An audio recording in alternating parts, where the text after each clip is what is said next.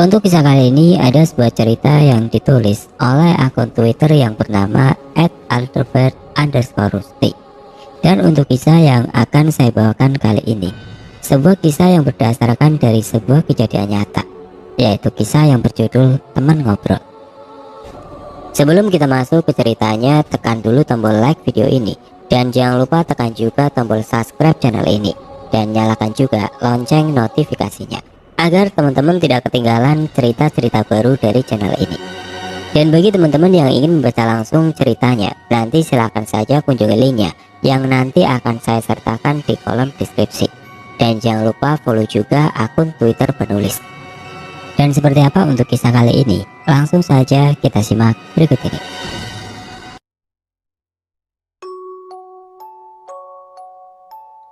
Kisah yang akan saya bawakan kali ini merupakan sebuah peristiwa yang pernah terjadi beberapa waktu yang lalu. Nama-nama tempat dan toko yang bersangkutan akan saya samarkan demi kenyamanan bersama. Aku tersentak dari tidurku yang terasa begitu lama. Barusan aku bermimpi, tapi mimpinya mengerikan sekali. Sekujur tubuhku masih bergidik, seolah-olah mimpi tersebut bukan sekedar mimpi buruk biasa. Kudapati cuma ada diriku saja yang berada di dalam musola kecil yang terletak di SPBU tempatku singgah tadinya. Saking lelahnya aku dalam perjalanan, tidak sadar aku terlelap saat menumpang beristirahat. Bergegas aku keluar untuk membasuh muka agar pikiran bisa sedikit segar. Lokasi sekitar SPBU ini juga sudah lengang. Hanya terlihat beberapa karyawan yang masih bertugas. Rasa kantukku benar-benar hilang setelah tertidur cukup lama. Akhirnya, aku mengambil keputusan untuk melanjutkan perjalanan pulang saat itu juga. Mobil box yang kukemudikan berjalan pelan menembus gelapnya malam. Aku tidak berani melarikan mobil ini dengan cepat. Selain lokasi yang minim penerangan, aspal yang melapisi jalannya juga tidak begitu mulus. Terlalu beresiko kalau harus mengebut. Padahal jalan yang kulalui ini satu-satunya akses penghubung dari satu kecamatan menuju kecamatan yang lain. Aku lihat jam hampir menunjuk ke angka 10.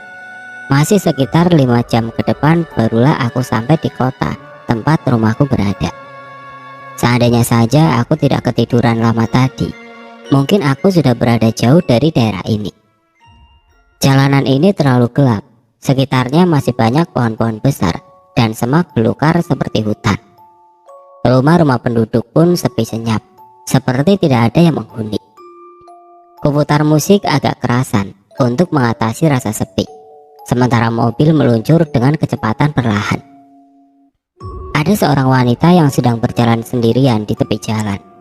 Melihat mobilku, ia melambaikan tangannya, mungkin sedang butuh tumpangan. Sebelumnya, jarang sekali aku menumpangkan seseorang, apalagi perempuan. Ya, kali ini bolehlah tolongin orang sesekali, pikirku. Lumayan juga kan buat teman ngobrol. Tanpa pikir-pikir lagi, kupinggirkan mobil dan membuka pintu seraya kepalaku melongok melihat perempuan yang hendak menumpang tersebut. Ia berlari-lari kecil menuju ke mobil.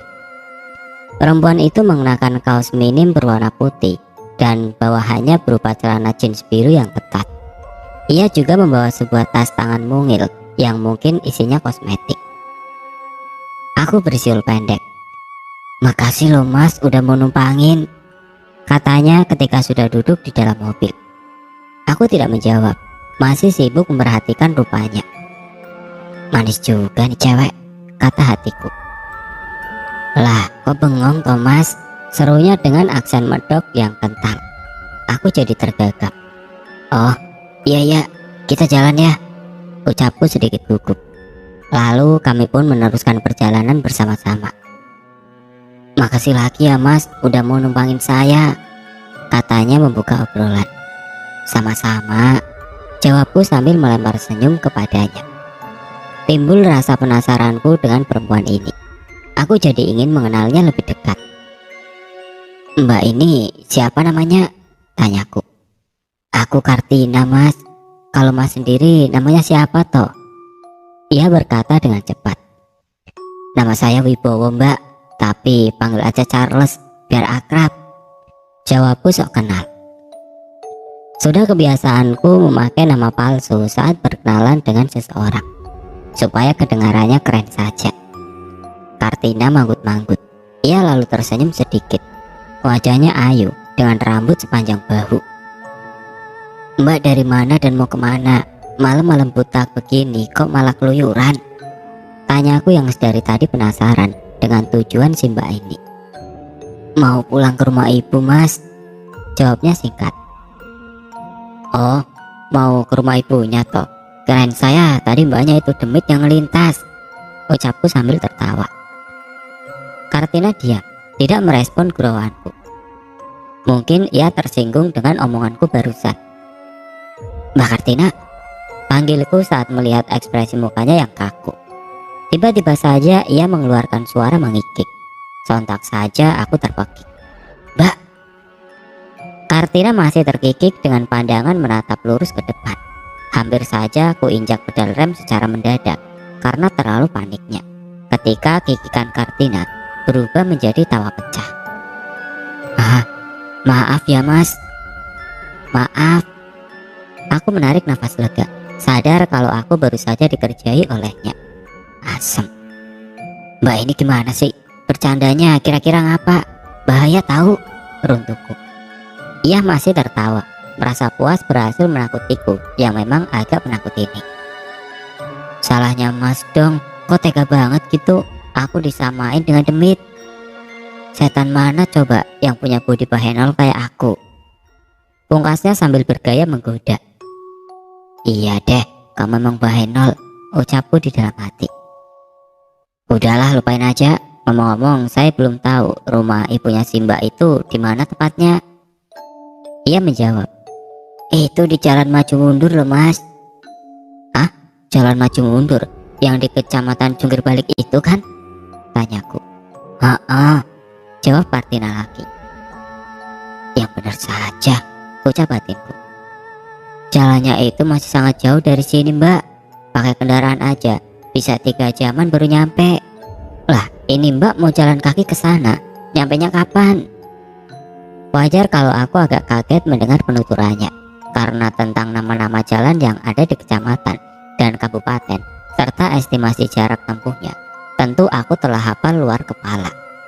Soalnya aku sudah sering melintasi daerah-daerah tersebut saat mengantarkan barang dari kota satu ke kota yang lainnya.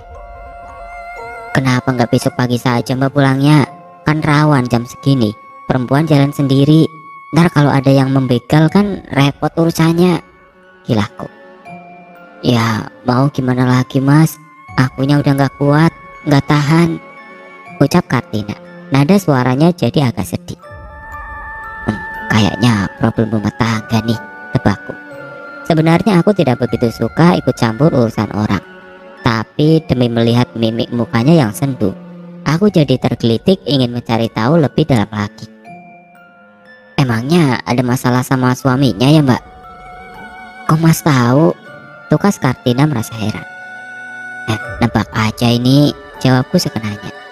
Ia menunduk dalam, jarinya disapukan ke bagian matanya. Ia menangis. Sejujurnya iya mas, tadi aku berantem sama suami. Akunya udah gak sanggup, mending minggat aja sekalian, tukasnya dengan terisak. Malang sekali, kata batinku. Suami apaan punya istri semok macam Kartina yang seharusnya disayang-sayang, tapi malah ditindas sedemikian rupa. Untung aja aku ketemu sama mas di jalan tadi. Kalau enggak, aduh, nggak tahulah aku harus ngapain. Makasih ya mas atas tumbangannya, ucapnya sambil tersenyum manis. Sama-sama mbak, dari tadi perasaan nyebut makasih terus, kataku. Mobil masih melaju pelan dengan lancarnya. Kami membisu selama beberapa saat. Mbak sering ribut dengan suaminya ya? Tanya aku memecah kesunyian. Kartina tidak langsung menjawab. Ia memejamkan matanya sejenak. Sering mas, sering banget malahan, katanya. Saya suka dipukuli mas. Wah KDRT nih. Beneran mbak? Tukasku agak memekik. Laporin polisi dong. Air matanya mengalir lagi. Gimana saya mau lapor mas? kalau dia udah keburu matiin saya duluan, Mas. Maksud Mbak? Tanya aku agak deg-degan dengan kalimatnya barusan. Kartina melanjutkan sambil meraba perutnya. Aku udah mati dibunuh suamiku, Mas. Perutku ini ditusuknya pakai pisau sampai aku mampus loh, Mas. Aku berusaha mencerna omongannya, tapi belum selesai aku berpikir. Lagi-lagi Kartina mengikik persis seperti sebelumnya. Please deh Mbak, jangan bercanda mulu dong, pinta aku dengan suara agak keras. Tapi ia tetap terkikik sambil badannya menghadap ke arahku. Matanya melotot lebar. Kali ini, sumpah, aku merinding. Siapa tahu jika si Kartina memang perempuan jadi-jadian. Apalagi baru saja ia mengaku bahwa ia sudah mati akibat dibunuh sang suami. Dalam keadaan sepanik ini, aku hendak meminggirkan mobil dan berencana untuk kabur. Namun sebelum sempat rencanaku terlaksana, Kartina sudah tertawa terpingkal-pingkal sambil memegangi perutnya. Dadanya yang membusung sampai ikut bergoyang-goyang. Kurang asem, makiku. Ternyata lagi-lagi aku sukses dikerjai untuk yang kedua kali. Maaf ya Mas, maaf. Gemas juga rasanya dijadikan objek bercandaan kayak gini. Tega amat sih Mbak, ngerjain saya mulu. Gak lucu ah, marahku. Ia malah berkilah dengan entengnya. Maaf Mas, gak lagi deh.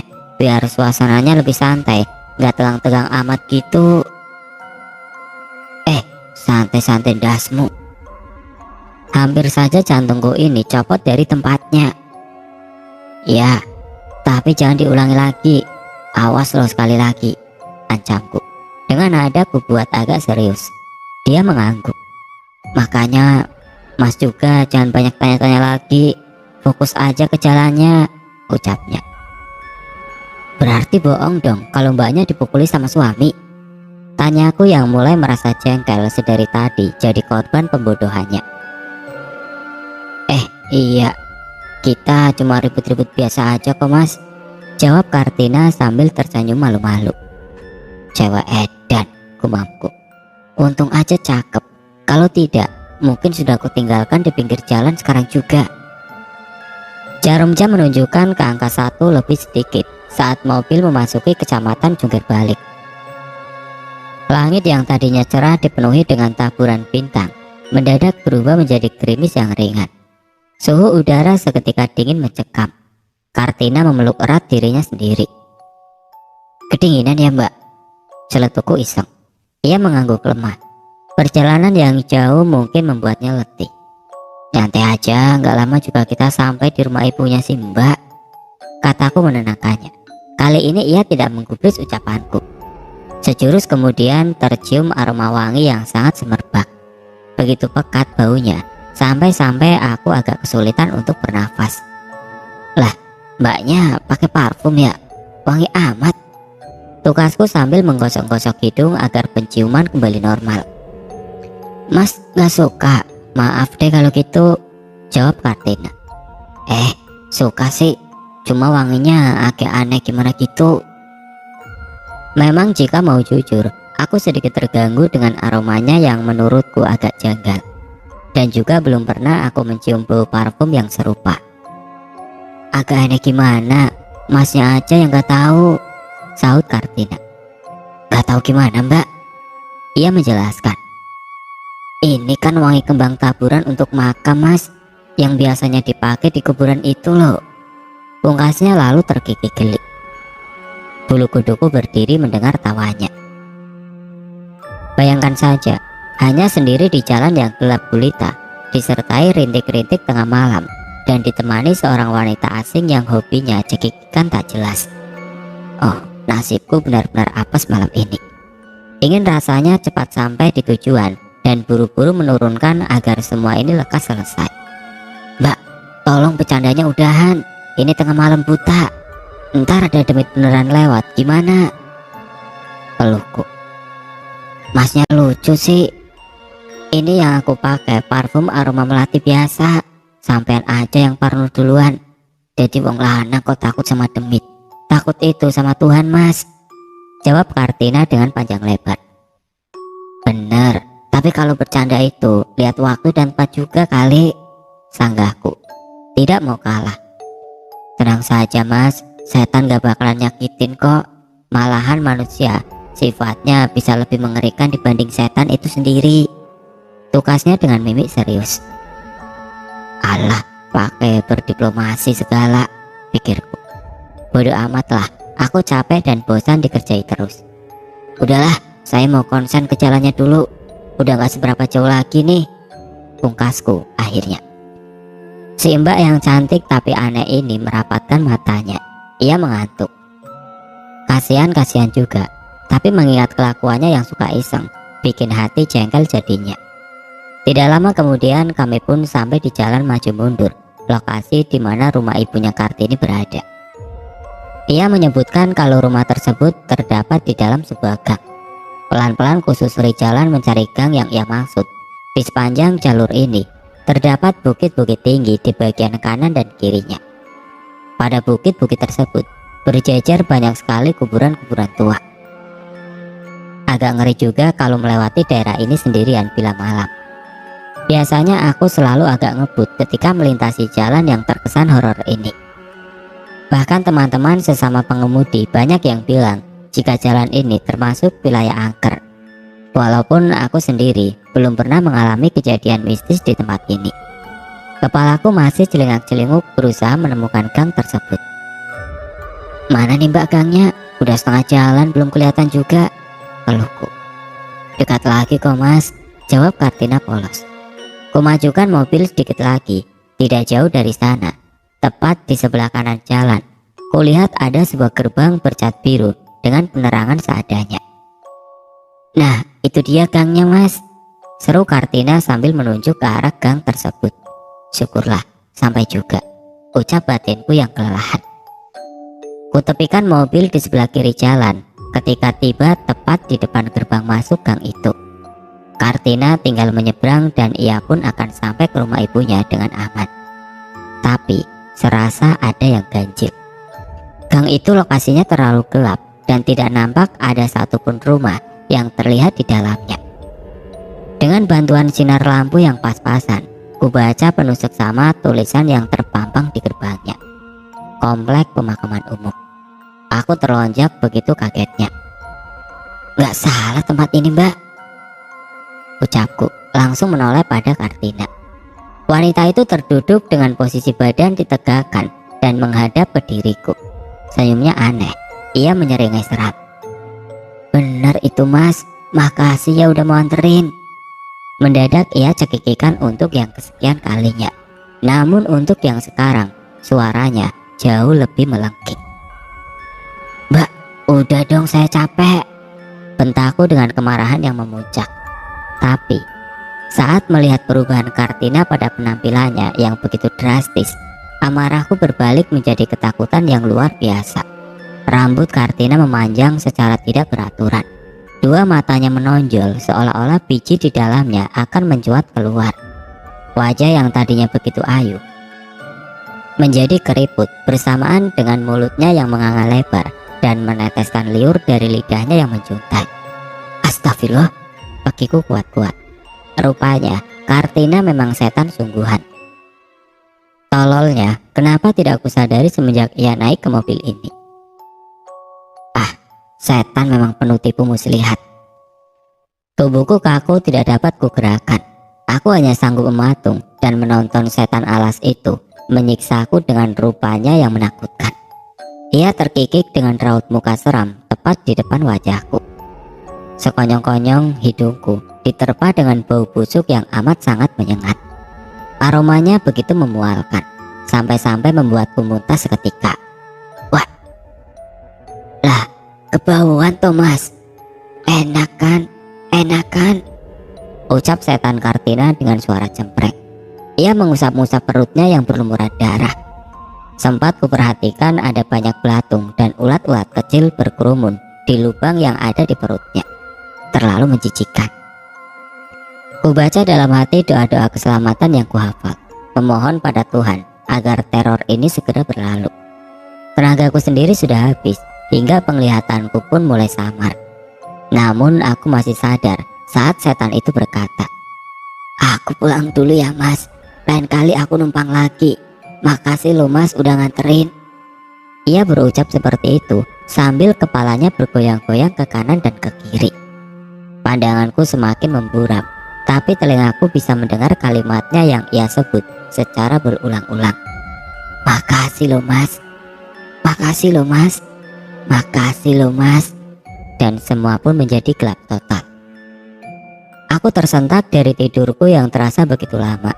Barusan tadi aku bermimpi, tapi mimpinya mengerikan sekali. Sekujur badanku masih terasa bergidik, seolah-olah mimpi tersebut bukan sekedar mimpi buruk biasa. Kudapati hanya ada diriku saja yang berada di dalam musola kecil yang terletak di SPBU tempat kusinggah tadinya. Setelah membasuh muka, kuputuskan untuk melanjutkan perjalanan pulang sekarang juga. Kulihat jam hampir menunjuk ke angka 10 ketika mobil box yang aku kendarai mulai berjalan menembus malam. Di depan sana ada seorang wanita sedang berjalan sendirian. Melihat mobilku yang lewat, ia segera melambaikan tangannya. Kemungkinan ia butuh tumpangan. Kutepikan mobil, lalu segera kubukakan pintunya agar ia dapat masuk. Lumayanlah buat teman ngobrol, gumamku. "Makasih ya mas udah mau numpangin," kata perempuan tersebut setelah ia berada di dalam mobil. "Salam kenal ya mas, namaku Kartina."